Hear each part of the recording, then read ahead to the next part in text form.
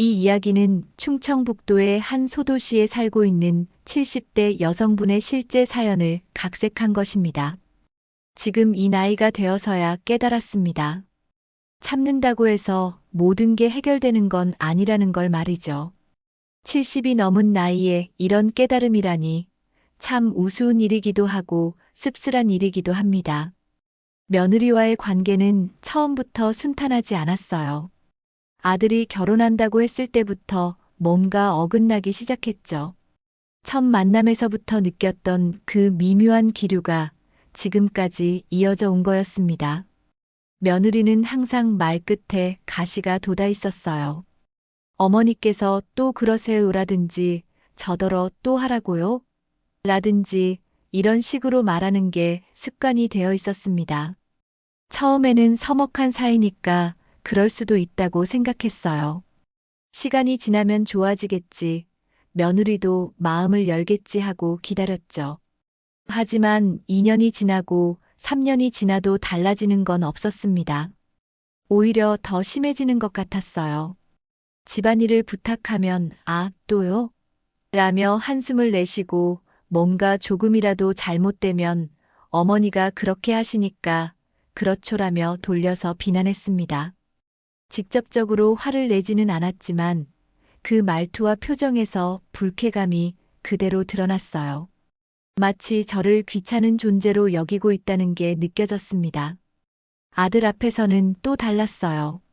아들이 있을 때는 상냥하게 웃으면서 어머니, 이것 좀 도와드릴까요? 하고 친절을 베풀죠. 그런데 아들이 없으면 금세 표정이 변했습니다. 이중적인 태도가 저를 더욱 화나게 만들었어요. 그래도 참았습니다. 가족의 평화를 위해서 말이죠. 아들이 중간에서 힘들어할까봐, 그리고 손자들에게 할머니와 엄마가 사이좋지 않다는 걸 보여주고 싶지 않아서요. 그래서 며느리가 아무리 비꼬는 말을 해도 그래, 그렇구나 하고 넘어갔습니다. 하지만 속으로는 상처받고 있었어요. 이 나이에 며느리 눈치를 보며 살아야 하나 싶어서 마음이 답답했습니다. 친구들과 만나서 이야기하면 요즘 며느리들이 다 그래. 참아야 해 하고 위로해주지만 집에 돌아와서 며느리와 마주하면 또 그 불편한 기분이 되살아났어요. 특히 제가 몸이 아프다고 하면 며느리의 반응이 차갑기 그지없었습니다. 또 아프세요? 하는 식으로 마치 꾀병이라도 부리는 것처럼 여겼어요. 나이 먹으면 여기저기 아픈 게 당연한 건데 그것마저 이해하려 하지 않았습니다. 그런 와중에 작년에 큰일이 터졌어요. 고혈압으로 갑자기 쓰러진 겁니다. 그날도 며느리와 실랑이를 벌인 후였어요. 갑자기 머리가 어지러우면서 눈앞이 캄캄해지더니 그대로 정신을 잃었죠. 다행히 옆집 아주머니가 발견해서 응급실로 실려갔습니다. 의사 선생님은 스트레스가 주된 원인이라고 하셨어요. 혈압이 180을 넘어갔다면서 위험한 상황이었다고 했죠. 앞으로는 정기적으로 검진을 받아야 하고 무엇보다 스트레스를 받지 않도록 주의해야 한다고 당부하셨습니다. 아들은 그 이야기를 듣고 많이 놀랐어요. 엄마, 왜 미리 말씀 안 하셨어요? 혈압 관리 잘하셔야죠 하면서 걱정했죠. 그런데 며느리는 여전히 별 관심이 없어 보였습니다. 어머니, 이제 나이가 있으시니까 조심하셔야죠 하는 정도의 거칠에 말만 했을 뿐이에요. 그때부터 저는 6개월마다 정기 검진을 받기로 했습니다. 건강이 무엇보다 소중하다는 걸 깨달았거든요. 하지만 병원에 갈 때마다 누군가의 도움이 필요했어요. 검사도 복잡하고 시간도 오래 걸리니까 혼자 가기에는 무리가 있었습니다. 아들은 일이 바빠서 항상 함께 가기 어려웠고 결국 며느리에게 부탁할 수밖에 없는 상황이었어요. 그럴 때마다 며느리는 마지못해 따라왔지만 그 표정과 태도에서 불쾌감이 역력했습니다. 병원에 또 가세요? 하는 식으로 말하는 게 마치 제가 무슨 큰 폐를 끼치는 것처럼 느껴졌어요. 그런데 이번에는 정말 큰 실수를 했습니다. 병원 검진 날짜를 하루 착각한 거예요. 분명히 달력에 표시해 놨는데 어떻게 된 일인지 내일이라고 생각하고 있었어요. 전날 밤에 아들에게 미리 말해뒀죠. 내일 병원 가는 날이야. 미안하지만 며느리한테 부탁해봐 하고 말입니다. 아들은 알겠어요, 엄마. 제가 말해볼게요 하면서 대답했어요. 그때만 해도 별 문제 없이 넘어갈 줄 알았습니다. 그런데 그 다음 날 아침 아들이 출근하고 난 후에 병원에서 전화가 온 거예요. 오늘 오전 10시에 예약되어 있는데 안 오셨네요. 혹시 무슨 일이라도 있으세요? 간호사의 목소리가 들렸습니다. 그제야 정신이 번쩍 들었어요. 아, 오늘이 검진 날이었구나. 어떻게 이런 실수를 했을까요? 나이가 들어서 그런지 요즘 깜빡깜빡하는 일이 많아졌는데 하필 중요한 병원 예약을 착각하다니요. 죄송합니다. 제가 날짜를 잘못 알고 있었네요. 지금 바로 갈 수 있을까요? 하고 물어봤더니 다행히 오후 2시로 다시 예약을 잡아주겠다고 했습니다. 그러면서 늦지 마세요. 오늘 못 오시면 다음 달로 미뤄야 해요 하고 당부했어요. 문제는 혼자서는 병원에 가기 어렵다는 거였습니다. 지하철을 타고 가야 하는데 계단도 많고 길도 복잡해서 만약에 중간에 어지러움이라도 오면 큰일 날 수 있어요. 게다가 검사 결과를 듣고 처방전도 받아야 하니까 시간도 오래 걸릴 것 같았습니다. 아들은 이미 출근해서 연락하기 어려운 상황이었어요. 회사에서 중요한 회의가 있다고 했거든요. 결국 며느리에게 부탁할 수밖에 없었습니다. 마음이 무거웠지만 건강이 더 중요하니까요. 며느리는 거실에서 텔레비전을 보고 있었어요. 저는 조심스럽게 다가가서 말을 꺼냈습니다. 미안한데 병원 날짜를 내가 착각했나 봐. 오늘이 검진 날이래. 혹시 시간 되면 같이 가줄 수 있을까? 며느리는 텔레비전에서 눈을 떼지도 않고 대답했어요. 아, 진짜요? 어머니가 또 그러시네요. 그 말투에서부터 이미 짜증이 묻어났습니다. 저도 바쁜데 갑자기 그러시면 어떻게 해요? 정말 미안해. 내가 실수한 거야. 하지만 혼자 가기는 어려워서 하고 다시 부탁했지만 며느리의 표정은 점점 더 굳어갔어요. 노인네가 이런 것도 혼자 못해요? 드디어 며느리가 고개를 돌리며 말했습니다. 그 눈빛이 차가웠어요. 택시 타고 가면 되잖아요. 요즘 택시 많이 다니는데 뭘 그렇게 어렵게 생각해요? 기가 찼습니다. 택시를 타고 갈 수 없는 상황이 아니라 만약의 경우를 대비해서 누군가 함께 가는 게 좋겠다고 생각한 건데 며느리는 그걸 이해하려 하지 않았어요. 게다가 노인네가 이런 것도 혼자 못해요? 라는 말이 가슴에 확 박혔습니다. 나도 가능하면 혼자 가고 싶어. 하지만 혈압이 갑자기 오를 수도 있고 어지러울 수도 있잖아. 그래서 부탁하는 거야. 목소리가 조금 떨렸어요. 화가 나면서도 서운한 마음이 컸거든요. 아휴, 정말. 며느리가 한숨을 크게 내쉬었습니다. 매번 이런 식으로 저한테만 떠넘기시네요. 아들도 있으면서 왜 항상 저더러만 하라고 해요? 아들은 회사에서 중요한 일이 있다고 했잖아. 그래서 너한테 부탁하는 거고. 그럼 저는 중요한 일이 없다는 거예요? 저도 제 할 일이 있단 말이에요. 며느리의 목소리가 점점 높아졌습니다. 그 순간 정말 답답했어요. 며느리가 무슨 중요한 일이 있는지는 모르겠지만 시어머니가 병원에 가야 하는 상황에서 이렇게까지 해야 하나 싶었거든요. 다른 집 며느리들은 어떨지 모르겠지만 적어도 이런 일에는 흔쾌히 도와줄 거라고 생각했는데 말이죠. 그래도 가족인데 하고 말하려던 찰나 며느리가 확 돌아서면서 내뱉은 말이 지금도 귀에 생생합니다. 씨발 귀찮게 하네. 며느리의 입에서 그런 말이 나올 줄은 꿈에도 몰랐습니다. 순간 귀를 의심했어요. 내가 잘못 들은 건 아닐까? 설마 며느리가 시어머니한테 그런 말을 했을까 싶었죠. 하지만 며느리의 표정을 보니 분명했습니다. 정말로 그런 말을 한 거였어요. 가슴이 철렁 내려앉았습니다. 70이 넘도록 살면서 이런 모욕을 당해본 적이 없었어요. 그것도 며느리한테서 말이죠. 아무리 사이가 좋지 않았다고 해도, 아무리 짜증이 났다고 해도 시어머니한테 할 말이 아니었습니다. 뭐라고 했어? 목소리가 떨렸어요. 화가 나서 그런 것도 있었지만 충격이 더 컸습니다. 지금 뭐라고 한 거야? 며느리는 제 눈을 똑바로 쳐다보더니 말했어요. 아, 죄송해요. 그냥 나온 말이에요. 사과는 했지만 진심이 담겨 있지 않았어요. 오히려 자기가 한 말에 대해 별로 미안해하지 않는 것 같았습니다. 나온 말이라고? 그게 나올 말이야? 제 목소리가 점점 커졌어요. 너 지금 나이가 몇 살이야? 시어머니한테 그런 말을 하는 게 맞다고 생각해? 어머니도 너무 심하세요.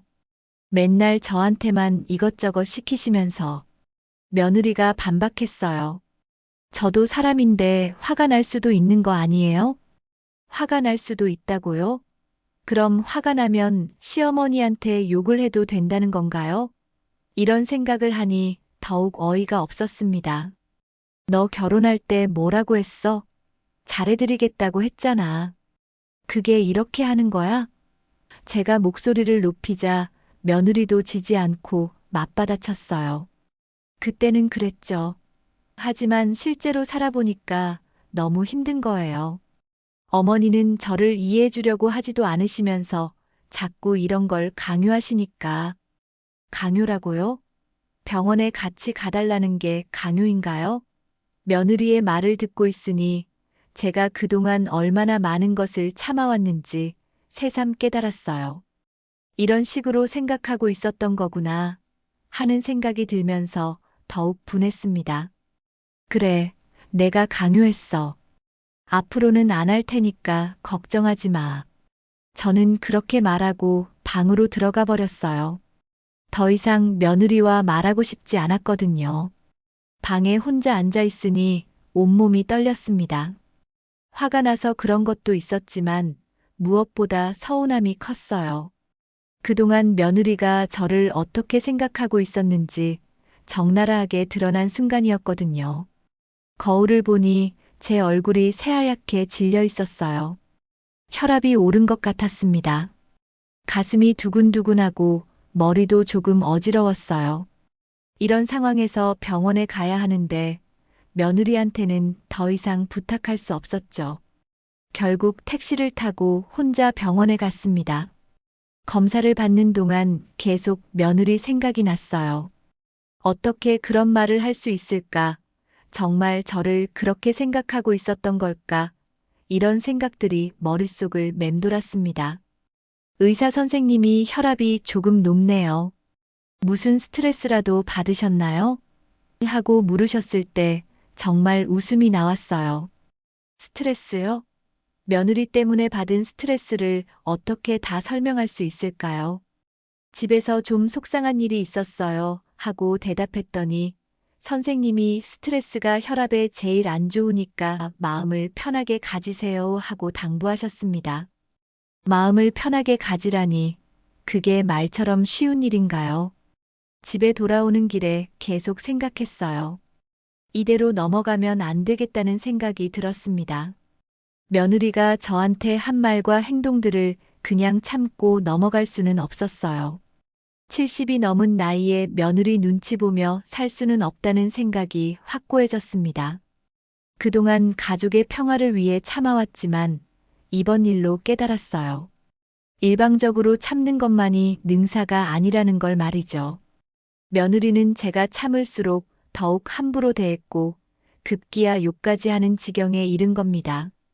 집에 들어서니 며느리는 아무 일도 없었다는 듯이 거실에서 텔레비전을 보고 있었어요. 저를 보더니 어머니, 병원 다녀오셨어요? 괜찮으세요? 하고 물었지만 그 말이 진심으로 들리지 않았습니다. 응, 다녀왔어. 짧게 대답하고 제 방으로 들어갔어요. 더 이상 며느리와 대화하고 싶지 않았거든요. 방에서 혼자 생각에 잠겼습니다. 이제 어떻게 해야 할까요? 이대로 계속 참고 살아야 할까요? 아니면 뭔가 행동을 취해야 할까요? 마음속에서는 이미 답이 정해져 있었습니다. 그날 저녁 아들이 집에 돌아왔습니다. 평소와 다름없이 엄마 병원은 잘 다녀오셨어요? 하고 물었어요. 며느리가 무슨 말을 했는지는 모르겠지만 아들은 아직 낮에 있었던 일을 모르는 것 같았습니다. 응, 다녀왔어. 혼자서 말이야. 제가 그렇게 대답하자 아들이 고개를 갸우뚱했어요. 혼자요? 엄마 혼자 가시기 힘드실 텐데. 아내가 함께 가지 않았나요? 아들이 며느리 쪽을 바라보며 물었습니다. 며느리는 잠시 당황하는 것 같더니 어머니가 혼자 가시겠다고 하셔서요. 저도 같이 가려고 했는데 하고 거짓말을 했어요. 그 순간 정말 기가 막혔습니다. 어떻게 저렇게 뻔뻔하게 거짓말을 할 수 있을까요? 낮에 저한테 한 말들은 다 어디로 간 건가요? 그게 아니야. 제가 끼어들었어요. 며느리한테 부탁했는데 귀찮다고 하더라고. 그래서 혼자 갔어. 아들의 표정이 변했습니다. 뭐라고요? 정말 그랬어요? 하고 며느리를 쳐다봤어요. 며느리는 얼굴이 빨갛게 달아올랐어요. 그게 아니라. 갑자기 그러셔서 저도 당황해서 하고 변명하기 시작했습니다. 당황해서 뭐라고 했는데 제가 다그쳤어요. 아들한테 똑바로 말해봐. 내가 나한테 뭐라고 했는지 말이야. 어머니, 그건 며느리가 말을 흐렸어요. 내가 말해줄까? 내가 나한테 시발 귀찮게 하네라고 했잖아. 맞지? 제 목소리가 떨렸어요. 다시 그 말을 하려니 가슴이 답답했습니다. 아들이 깜짝 놀라며 며느리를 쳐다봤어요. 진짜 그런 말을 했어? 엄마한테? 며느리는 고개를 숙이고 있었어요.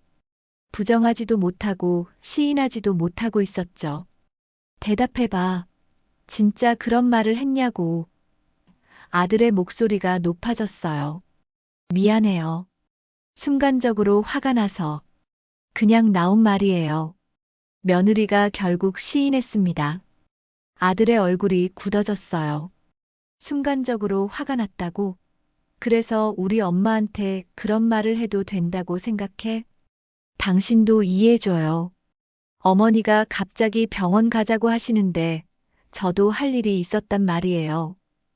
며느리가 목소리를 높였습니다. 할 일이 뭔데?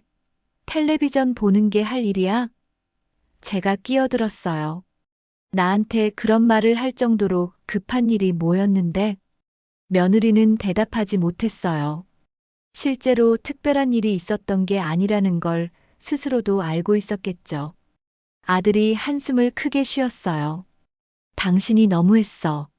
아무리 화가 났다고 해도 엄마한테 그런 말을 하면 어떻게 해? 나도 억울해요. 맨날 저한테만 이런저런 일 시키시면서 저는 언제까지 참아야 해요? 며느리가 울먹이기 시작했습니다. 그 모습을 보니 더욱 화가 났어요.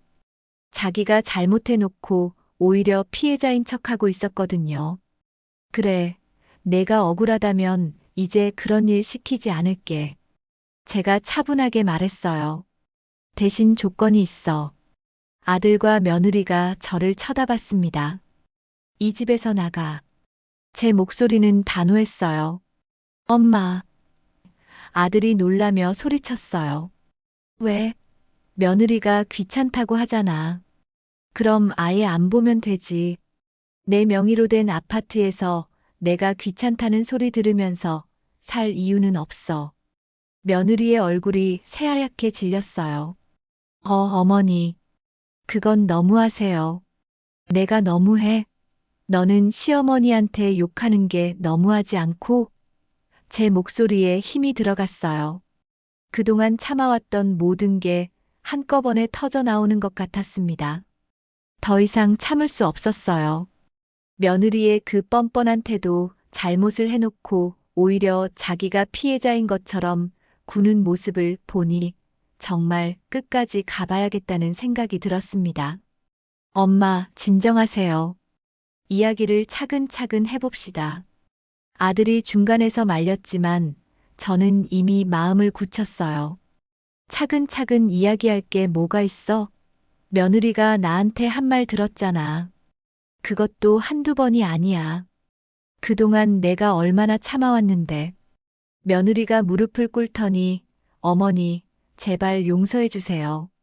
다시는 그런 일 없을게요 하고 빌기 시작했어요. 하지만 이미 늦었습니다. 오늘 일로 며느리에 대한 신뢰가 완전히 깨져버렸거든요. 며느리가 무릎을 꿇고 빌어도 제 마음은 돌아서지 않았습니다. 오히려 더욱 확고해졌어요. 그동안 이런 식으로 사과하면 저는 또 마음이 약해져서 넘어갔거든요. 하지만 이번만큼은 달랐습니다. 일어서 무릎 꿇는다고 해결될 일이 아니야. 제가 차갑게 말했어요. 어머니, 정말 잘못했어요. 다시는 그런 말 안 할게요. 제발. 며느리가 계속 빌었지만 제 귀에는 들리지 않았습니다. 아들이 저를 말렸어요. 엄마, 그래도 가족인데 이렇게까지 하실 필요는 없지 않아요? 얘도 잘못을 인정하고 있잖아요. 가족? 제가 아들을 쳐다봤어요. 가족이 가족한테 그런 말을 해? 가족이 그런 식으로 대해? 아들이 말문이 막혔어요. 며느리가 저한테 한 말을 듣고는 변명할 여지가 없다는 걸 알았겠죠. 그리고 너도 문제야. 저는 아들에게 말했어요. 그동안 내 아내가 나한테 어떻게 하는지 몰랐어? 정말 몰랐어. 아니면 모른 척한 거야? 그게 아들이 머뭇거렸어요. 대답해봐. 내 아내가 나한테 어떻게 하는지 정말 몰랐냐고. 제 목소리가 더욱 단호해졌습니다. 아들이 고개를 숙였어요. 조금은 알고 있었어요. 하지만 그냥 서먹해서 그런 줄 알았어요. 서먹해서? 서먹하면 시어머니한테 욕을 해도 돼? 저는 정말 어이가 없었어요. 며느리가 또 끼어들었어요. 어머니, 저도 스트레스가 많았어요. 육아도 해야 하고, 집안일도 해야 하고. 그거 핑계야? 제가 딱 잘라 말했어요. 다른 집 며느리들은 다 스트레스 없이 살아. 너만 힘들어. 며느리는 대답하지 못했어요. 그리고 육아, 집안일, 내가 언제 너한테 그런 걸 시켰어? 나는 그냥 가끔 병원 갈 때 같이 가달라고 한 것뿐이야. 그것도 못 해줄 거면 애초에 결혼을 왜 했어? 아들이 다시 끼어들려 했지만 저는 손을 들어 막았어요. 됐어. 더 이상 말하지 마. 내 결정은 바뀌지 않아. 이 집은 내 명이고 나는 더 이상 너희와 함께 살 수 없어. 그 말을 듣고 며느리의 얼굴이 창백해졌어요. 어머니, 그럼 저희는 어떻게 해요? 갑자기 이러시면. 그건 너희가 알아서 해. 나는 더 이상 상관없어. 저는 정말 냉정했습니다. 아들이 절망적인 표정으로 저를 봤어요. 엄마, 정말 이렇게 하실 거예요? 손자들은 어떻게 해요? 손자들 얘기가 나오니 잠시 마음이 흔들렸어요. 하지만 금세 마음을 다잡았습니다. 손자들을 위해서라도 이런 분위기에서 자라게 할 수는 없었거든요. 손자들은 너희가 잘 키우면 돼. 할머니가 없어도 잘 클 거야. 제 목소리에는 결연함이 담겨 있었어요. 어머니, 며느리가 다시 소리쳤어요. 정말 이러시는 거예요? 저 하나 잘못했다고 이렇게까지 하시는 거예요? 하나. 제가 웃었어요. 하나라고 생각해? 그동안 내가 나한테 어떻게 했는지 다 기억해. 오늘이 처음이 아니야. 며느리는 할 말이 없었어요. 실제로 그동안 저를 무시하고 함부로 대한 일들이 한두 번이 아니었거든요. 내일까지 짐 정리하고 나가. 더 늦기 전에 나가는 게 서로에게 좋을 거야. 제가 최종 통보를 했어요. 엄마, 아들이 다급하게 말했어요. 그래도 시간을 좀 주셔야죠. 갑자기 어떻게? 시간? 언제까지 줄까? 일주일? 한 달? 그 시간 동안 또 이런 일이 반복될 것 뻔해. 저는 단호했습니다. 그때 며느리가 갑자기 화를 냈어요. 아, 진짜 답답해 죽겠네. 어머니가 너무 고집불통이세요. 한 번 실수했다고 이렇게까지 해야 해요? 그 말을 듣는 순간 확신이 서더군요. 역시 며느리는 변하지 않을 거라는 걸 알 수 있었어요. 지금도 자신의 잘못을 제대로 인정하지 않고 있었거든요. 고집불통? 제가 며느리를 똑바로 쳐다봤어요. 그래, 나는 고집불통이야. 앞으로 더 고집불통이 될 거고. 그러니까 빨리 나가. 아들이 머리를 감추러요. 어떻게 해야 할지 모르겠다는 표정이었죠. 엄마, 정말로 마음을 바꿀 생각은 없으세요? 아들이 마지막으로 물었어요. 없어. 절대로 없어. 제 대답은 확고했습니다. 그날 밤 며느리와 아들은 다른 방에서 웅성웅성 이야기하고 있었어요. 무슨 얘기를 하는지는 들리지 않았지만 아마 저를 설득할 방법을 찾고 있는 것 같았습니다. 하지만 소용없는 일이었어요. 제 마음은 이미 굳어져 있었거든요. 다음 날 아침 저는 일찍 일어나서 준비를 했습니다. 며느리와 아들에게 말만 한 게 아니라 실제로 행동에 옮길 작정이었거든요. 말로만 하면 또 넘어갈 수도 있다고 생각했어요. 먼저 부동산 중개사무소에 전화를 걸었습니다. 안녕하세요. 아파트 매매 상담 받고 싶은데요. 목소리는 침착했지만 손은 떨리고 있었어요. 네, 어떤 아파트이신가요? 중개사가 물었습니다. 제가 주소와 평수를 말하자, 아, 그 단지요. 요즘 매물이 잘 나가는 곳이죠. 언제 한번 보러 와주세요 하고 답했어요. 오늘 가능한가요? 급한 일이라서요. 제가 말했더니 오늘 오후 2시는 어떠세요? 하고 약속을 잡아주었습니다. 다음으로는 중고차 업체에 전화했어요. 아들과 며느리가 타고 다니던 차 말이죠. 제 명의로 되어 있었거든요. 차 팔고 싶은데요. 얼마나 나올까요? 하고 물어보니 차종과 연식을 묻더군요.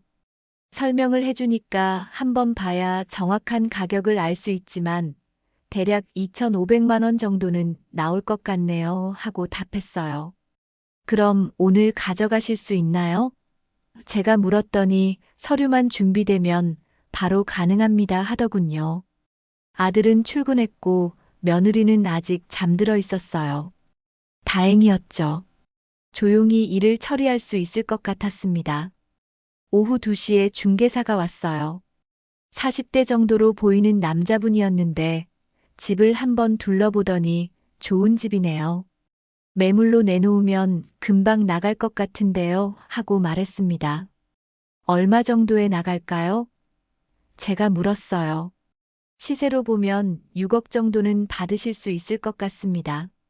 급하게 파시려면 조금 낮춰야 하겠지만요. 중개사가 답했습니다. 급하게 팔고 싶어요. 얼마나 낮춰야 하나요? 5억 5천 정도면 일주일 안에도 나갈 수 있어요. 그럼 그 가격으로 내놓아 주세요. 일주일 안에 꼭 팔고 싶어요. 제 목소리는 단호했습니다. 중개사가 조금 놀란 표정을 지었어요. 그런데 가족분들은 아시는 거죠? 이렇게 중요한 결정을. 제 명의 집이니까 제가 결정하는 겁니다. 저는 딱 잘라 말했어요. 그때 며느리가 방에서 나왔어요. 중개사를 보더니 어머니, 이분은 누구세요? 하고 물었습니다. 부동산 중개사야. 집 팔려고 불렀어. 저는 태연하게 답했어요. 며느리의 얼굴이 하얗게 질렸어요. 집을 팔아요? 정말로요? 어제 말했잖아. 나가라고. 어머니, 설마 진짜로 하실 건 아니죠? 며느리의 목소리가 떨렸어요. 중개사가 어색한 분위기를 느꼈는지, 그럼 서류 준비해 놓으시고 연락 주시면 됩니다 하고 급히 나갔어요. 며느리가 제 앞에 서서 막았어요. 어머니, 제발 생각을 다시 해보세요. 저희가 갑자기 어디로 가요? 너희 일이야. 나는 상관없어. 저는 냉정하게 답했어요. 손자들은 어떻게 해요? 애들 학교는요? 며느리가 울기 시작했어요. 처음으로 손자들 얘기를 꺼내니 마음이 아팠어요. 하지만 이미 결심한 일이었습니다. 전학 보내든지 알아서 해. 내가 왜 신경 써야 해? 그때 중고차 업체에서 전화가 왔어요. 차 가지러 가도 될까요? 하는 연락이었습니다. 네, 지금 바로 오세요. 저는 전화를 받으며 답했어요. 며느리가 그 통화를 듣더니 차까지 파시는 거예요? 하고 물었습니다. 내 명의인 건 다 내가 처리할 거야. 30분 후에 중고차 업체 직원이 왔어요. 차를 한번 살펴보더니 2,400만 원에 가져가겠습니다 하고 말했어요. 서류를 작성하고 돈을 받았습니다. 현금으로 받으니 가방이 묵직했어요. 며느리는 멀뚱멀뚱 그 모습을 지켜보고 있었습니다. 차가 견인되어 나가는 모습을 보니 조금 아쉬웠어요. 아들이 좋아했던 차였거든요. 하지만 후회하지는 않았습니다. 며느리가 다시 저에게 다가왔어요. 어머니, 이제 그만하세요. 저희가 정말 잘못했어요. 다시는 그런 일 없을게요. 늦었어. 제가 간단히 답했어요. 늦지 않았어요. 아직 늦지 않았다고요. 며느리가 소리쳤어요. 하지만 정말로 늦었어요. 며느리가 저한테 한 그 말, 그 표정, 그 태도들이 잊혀지지 않았거든요. 한번 깨진 신뢰는 다시 회복되기 어려운 법이죠. 저녁에 아들이 집에 돌아와서는 차가 없어진 것을 보고 깜짝 놀랐어요. 엄마, 차가 왜 없어요? 팔았어. 저는 간단히 답했어요. 팔았다고요? 왜요? 아들이 당황했어요. 네 명의 차니까 내가 판 거야. 문제 있어? 아들이 머리를 쥐고 있었어요. 엄마, 정말로 이러실 거예요? 응, 정말로 할 거야. 제 목소리에는 확신이 담겨 있었습니다. 아들이 집에 돌아온 후 분위기는 완전히 얼어붙었습니다. 며느리는 아들에게 오늘 있었던 일을 다 말했을 거예요. 부동산 중개사가 왔던 것, 차를 판 것까지 전부 말이죠. 아들이 저에게 다가왔어요. 엄마, 우리 좀 이야기해요. 할 이야기 없어. 제가 돌아서려 하자 아들이 제 팔을 잡았어요. 엄마, 제발요. 이렇게 하시면 안 돼요. 우리가 정말 잘못했으니까 한 번만 용서해 주세요. 한 번만? 제가 웃었어요. 너희가 나한테 한 게 한 번이야? 아들이 말문이 막혔어요. 실제로 며느리가 저를 함부로 대한 게 한두 번이 아니었으니까요. 엄마, 그래도 가족인데. 아들이 다시 말하려 했지만 저는 손을 들어 막았어요. 가족이면 뭐든 용서해줘야 해. 가족이면 함부로 대해도 돼. 제 목소리가 높아졌어요. 며느리가 거실 구석에서 울고 있었어요. 하지만 저는 더 이상 동정심이 생기지 않았습니다. 엄마, 집까지 파시면 저희는 정말 어떻게 해요? 아들이 절망적인 표정으로 물었어요. 그건 너희가 해결해야 할 문제야. 나는 더 이상 책임지지 않아. 저는 냉정하게 답했어요. 그럼 손자들은요? 할머니가 이러시면 애들이 얼마나 힘들어해요? 아들이 마지막 카드를 꺼냈어요. 손자들. 그 말을 들으니 가슴이 아팠어요. 하지만 이미 각오한 일이었습니다. 손자들한테는 미안하지만 어쩔 수 없어. 이런 분위기에서 자라는 것보다는 나을 거야. 제 목소리가 조금 떨렸어요. 아들이 무릎을 꿇더니 엄마 제발요. 저희가 다 잘못했어요. 용서해 주세요 하고 빌기 시작했어요. 아들까지 무릎을 꿇고 비는 모습을 보니 마음이 흔들렸어요. 하지만 며느리를 보니 다시 마음이 굳어졌습니다. 며느리는 여전히 저를 원망하는 눈빛으로 바라보고 있었거든요. 일어서 무릎 꿇는다고 해결될 일이 아니야. 제가 아들을 일으켜 세웠어요.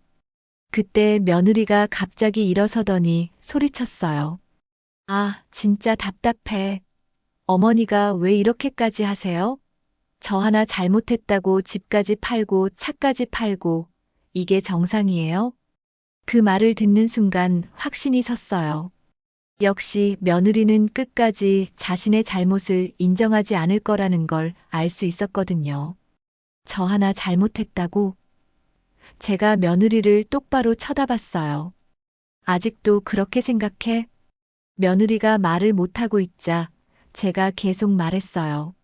좋아. 그럼 이제부터 너희와는 완전히 연을 끊을게. 엄마. 아들이 소리쳤어요. 나는 며느리를 더 이상 가족으로 생각하지 않아. 그리고 너도. 저는 아들을 보며 말했어요.